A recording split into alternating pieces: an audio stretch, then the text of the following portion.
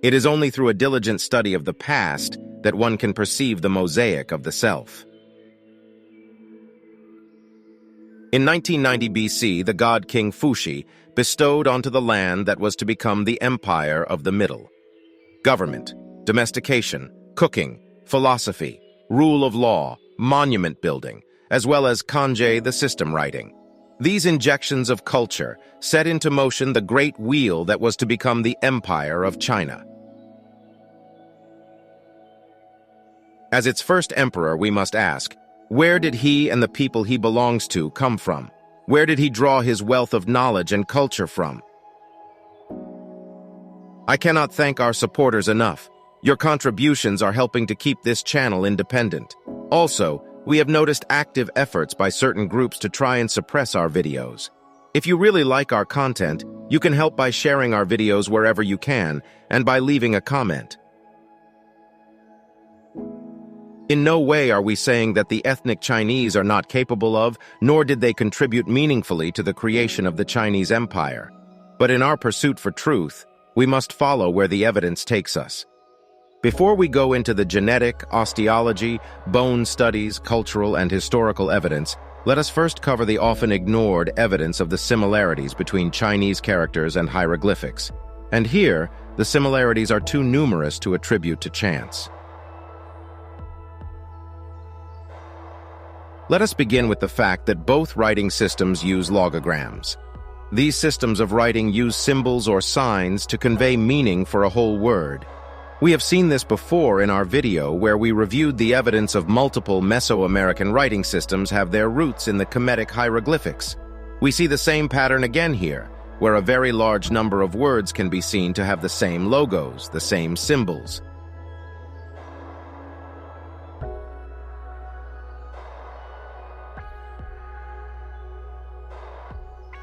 See how the representations of sky and sun are virtually identical or similar in roots to their Egyptian counterpart.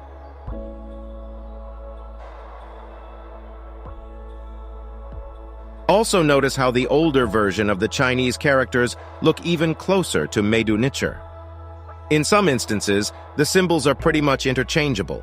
See the ancient Egyptian logos for child and that of the Chinese.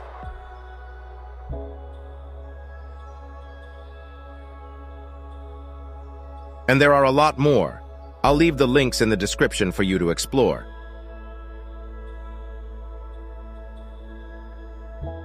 A particular aspect of ancient Chinese culture that has endured to this day is the tradition of excellence and artistry in its calligraphy system.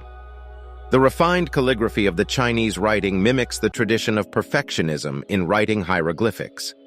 So Chinese writing system didn't just borrow the characters and their meaning from Kemet, but they also inherited its essence and its art.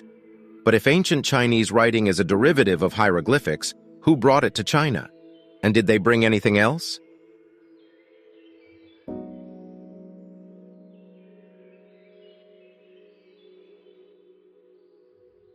Pyramids. Pyramids aplenty. 100 pyramids in the area of Xi in central China. This evidence is very consequential, because soon after the pyramid building experience from Kemet begins, and as black people are shown to be moving east in around 2500 BC, pyramids and mastabas are appearing in central China. At the end of the Second World War, U.S. Air Corps pilot named James Gaussman claimed to have seen a gigantic white jewel-topped pyramid while flying between India and China during World War II. But his statement was kept a closely guarded secret of the U.S. military for 45 years before it became public knowledge. All the way back in the Xia dynasty, China was building pyramids, and some even larger than the Great Pyramid of Giza. This points to the fact that the leaders at the time had access to a significant amount of labor. That means, even back in this remote period, China already had a large population, probably thanks to the agricultural revolution brought about by the Africans at the top of the Shang dynasty. But the similarities to Kemet don't stop there. The ancient Chinese also practiced mummification. In fact, one of the best preserved mummies is Lady Dai from the Han dynasty in 206 AD. Or like this 700-year-old mummy discovered by chance in eastern China, we witness the hand of the Africans again. China, just like Egypt, also performed sarcophagus burials for their kings. Just look at these magnificent tombs from Chinese 6th century emperors and compare them to the Egyptian king's sarcophagus.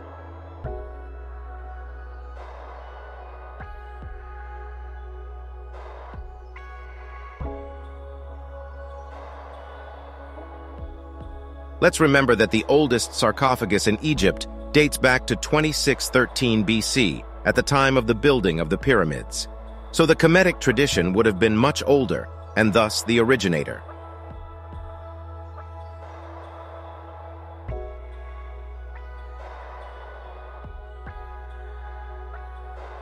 Ancient Chinese afterlife is also borrowed from the Kemetic concept of afterlife. Ancient Chinese believed that the spirit or soul would continue as they had in life. This mimics exactly what the ancient Egyptian believed and practiced. In fact, just like the old kingdom Kemetu, the ancient Chinese nobility would accompany the dead with their servants and slaves along with other personal belongings, a practice that was later discontinued in Kemet. In Kemet, it was frequent to bury the dead with their board games and their boat.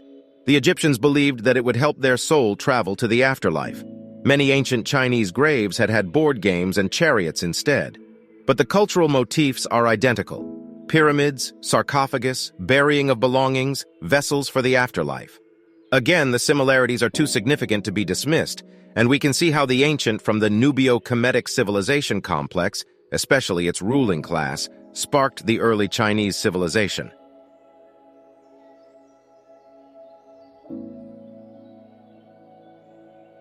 This even extends to the scribes. The scribe was also very important in both civilizations, but also the concept of the god-king, both taken from the ancient Egyptians. Another very interesting fact is that the Shang dynasty, the founding dynasty of China, practiced the African child naming convention by assigning names corresponding to the weekday they were born. For example, in Ghana, the Ashanti still name their kids Kufuor, Kujo, Kwame, and so forth, which are old Kemetic names, from their migration all the way back in ancient Kemet to the Ghana Empire situated in Mali, to their present kingdom. This practice was also present in the ancient Chinese Shang dynasty. Another coincidence between Kemet and China is that their calendars were somewhat similar. Chinese calendar is described as a lunisolar calendar just like its older Kemetic counterpart. But one question still remains.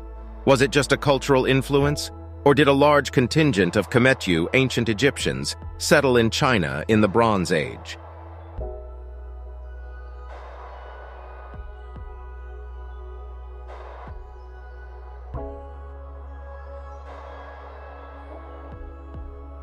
To begin, we must understand how ancient China started and the dynasties that created it. There are three founding dynasties in ancient China: the Jia dynasty, 1900 to 1700 BC, Shang Yin dynasty, 1700 to 1050 BC, and the Zhou dynasty. The Zhou dynasty was the first dynasty founded by the Mongoloid people in China. The Xia and Shang dynasties are said to have been founded by a people who came from the West, those who have been called the Naki, which translates to Na, black, Ki, man. This would imply the first two oldest dynasties of China, the ones that brought in the foundations of their civilization, including writing and pyramid building, were Black African, or at the least ruled by black people from the West. That black civilization, as we have seen from research covered in previous videos, spanned from the Western Sahara to Kemet, Egypt, Asia Minor, and as we shall see today, Far East. That is China. The same Nubian stock that started the Greek, Etruscans, and Sumerian civilization. There is now a very large body of evidence, skeletal evidence, written account, artistic depictions, and oral history that shows that well into the Bronze Age, a very powerful black civilization ruled from Western Sahara all the way to Levant, the Middle East, Southeast Asia, China, and Japan. Throughout all these lands, numerous skeletal remains and antecedents depicting clearly Africoid gods are present.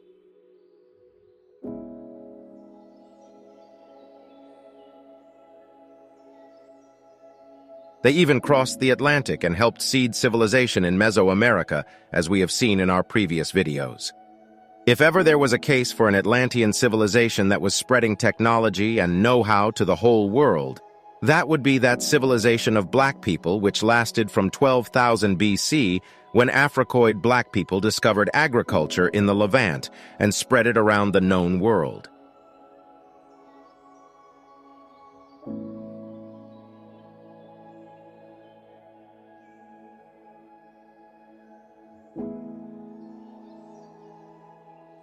Ancient Egypt was but a division of this ancient civilization, as their own texts attest. But this is a topic for another day. The first Chinese emperor, Shang Tang, the ruler of the Naki, the black men, brought about several totems of civilization China. Among his credits are establishing government and originating social institutions, as well as cultural inventions.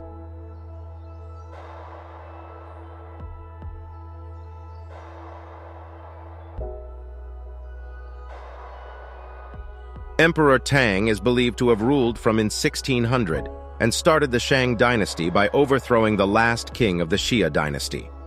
Amongst the many rulers in China, Shang Tang is notable for the inventions he brought forth. He is said to be the originator of the I Ching, the Book of Change. It is among the oldest and most revered system of philosophy.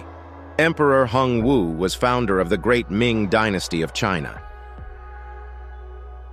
And there are indications that these early rulers were black, revered as god kings and then elevated to mythical figures, similar to Osiris and Imhotep.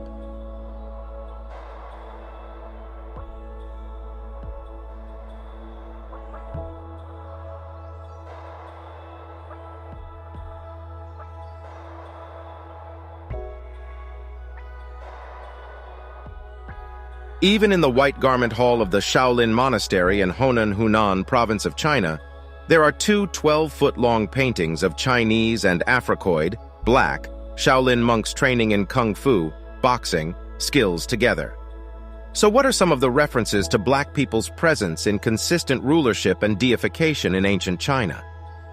In Southeast Asia and southern China, ancient skeletal remains represented the earliest inhabitants to be Australoids and Negrito. By the beginning of the present Holocene period, the population in China could be differentiated and placed into categories designating Mongoloid in the north and Oceanic on black races in the south.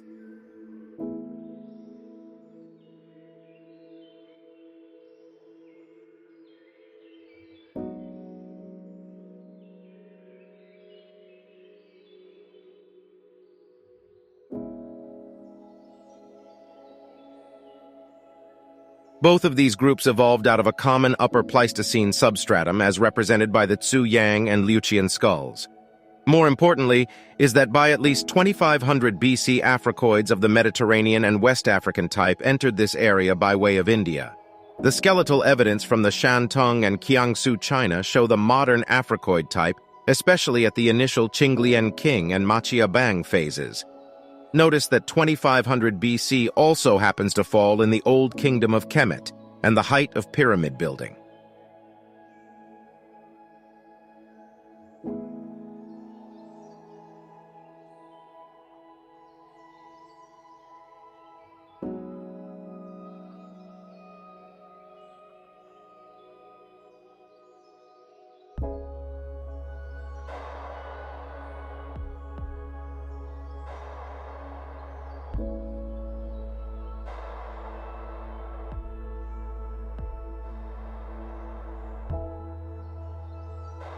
Other ancient Chinese sources describe the wealthy Mon Khmer who ruled the ancient kingdoms of Chamba, Funan, and Kampa, Lin Yi, as having curly hair and black skin.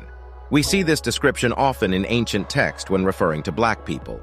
These are some of the clear phenotypes of black people from Africa, and these appear in multiple instances throughout China and Asia as a whole. The skeletal evidence of the Africoid people have been located in Majiabang, Qinglengang, Jiangxi, Pearl River Delta, Yunnan, Sichuan, Jiantong, and Shandong areas. The black people are said to have heavily influenced the culture of the northern China. Most of the northern China's Africoids are said to have come from East and West Africa. Till this day, there is strong resemblance between the ethnic Chinese and the Central African Khoisan H. Imber.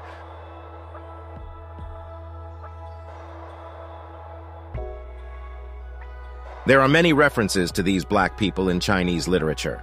According to T. de Lacoperi, the Chinese first met these tribes in 2116 BC, when they advanced eastwards of the great southern bend of the Yellow River.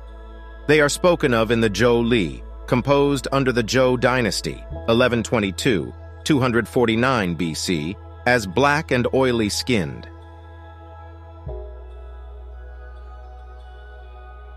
Prince Liu Nan, who died in 122 BC, speaks of references of blacks in China as late as the Tang dynasty.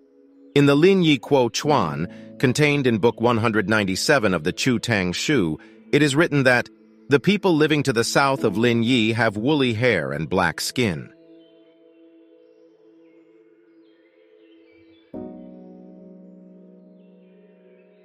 In addition to the above, Chinese folklore mentions an empress of China named Li, 373–397 AD, who was the consort of the Emperor Xiao Wu I, was a black. In addition to fighting the Yi, the Zhou also conquered the Negritos of southern China.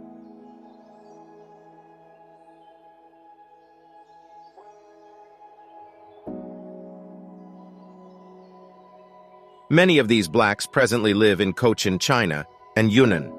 The Xia people came in contact with these black inhabitants in 2116 BC.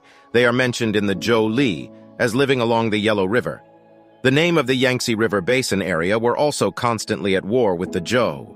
The Nam were closely related to the Tibetans of Sichuan. At this time, the Man states were ruled by princes. The arrival of black people in China in ancient times was significant enough in the Bronze Age to show up with such a high frequency in the literature and art of ancient and more recent historical China. But their presence also shows up in many other ways.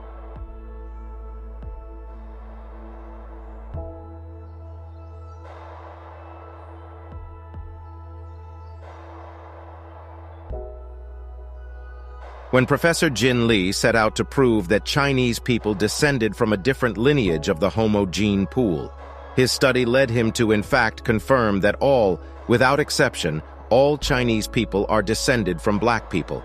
And I quote, "We did not see even one single individual that could be considered as a descendant of Homo erectus in China. Rather, everybody was a descendant from our ancestors in Africa." End quote.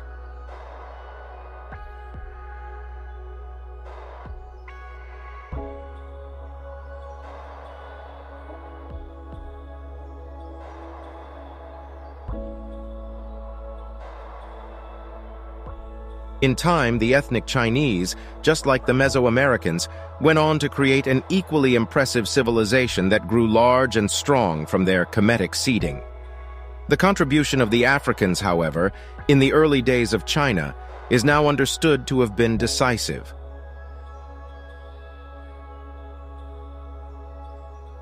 I would like to leave you with these words of wisdom. 可以肯定的是，当种族主义的面纱被移除时，历史研究变得更加有趣。One thing is certain is that history becomes far more interesting to study when the veil of racism is removed.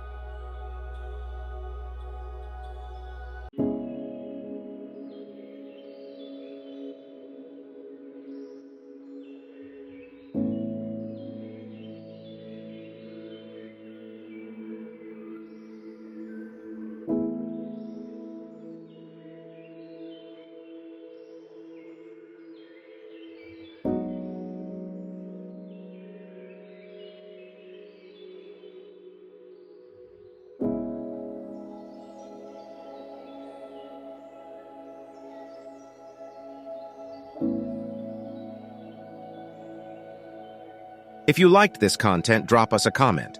Above all, share it with everyone you think can benefit from it. We hear a lot about the negative voices, but it warms our hearts to hear your positive comments.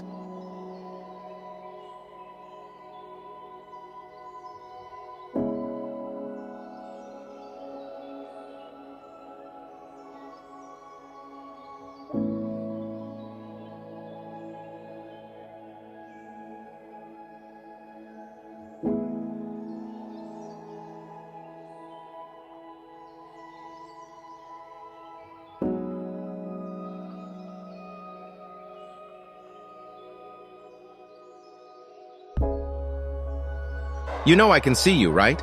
You still haven't clicked the like button and left a comment. Come on, we don't have all day. We read all your comments.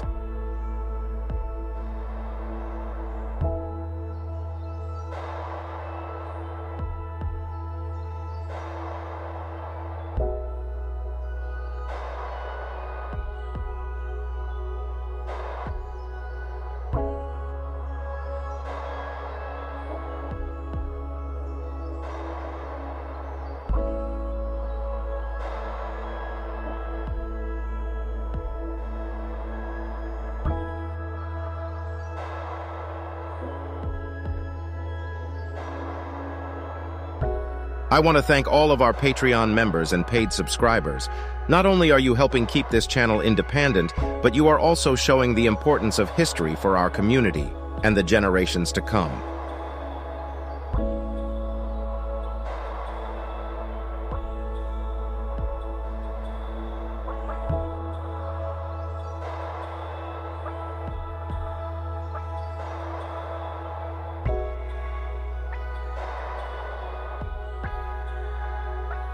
It is only through a diligent study of the past that one can perceive the mosaic of the self.